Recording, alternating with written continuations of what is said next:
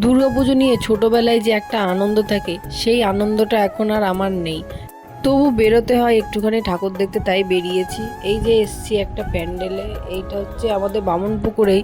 এটা কোন প্যান্ডেল কোন পাড়ার তোমরা কমেন্ট করে জানাও। তারপর এখানে ঠাকুর দর্শন করলাম।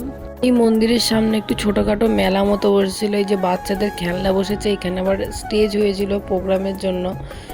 এইগুলোই টুকটাক একটু ঘুরে ঘুরে দেখলাম, কি আর বা দেখবো। এই যে এইখানে দেখছো ফুচকা বসেছে, এইখানে আরও অনেক খাবারের দোকান বসেছে, এই দেখলাম। তারপর এখান থেকে বেরিয়ে আরও কয়েকটা প্যান্ডেল, এটা ছিল মায়াপুরের একটা প্যান্ডেল। এটা কোথাকার তোমরা কমেন্ট করে জানাও। এভাবে আরও অনেক কয়েকটা প্যান্ডেল দেখেছি আমরা, কিন্তু সব তো আর ভিডিও করতে পারিনি, তাই যে কটা পেরেছি তাই সে কটাই দেখালাম। এটা বামুনপুকুরের আরও একটা প্যান্ডেল, এটা কোন পাড়ার সেটা একটু কমেন্ট করে জানাও তোমরা। তারপর পেট পুজোর জন্য চলে আসলাম আমাদের বামুনপুকুরেরই একটা রেস্টুরেন্টে। এখান থেকে এগরোল, চাউমিন এবং বিরিয়ানি নিয়ে আমরা বাড়ির উদ্দেশ্যে রওনা দিই। এই ছিল আমাদের সপ্তমীর সন্ধ্যা। তোমাদের ভিডিওটা কেমন লাগলো একটু কমেন্ট করে জানাবা।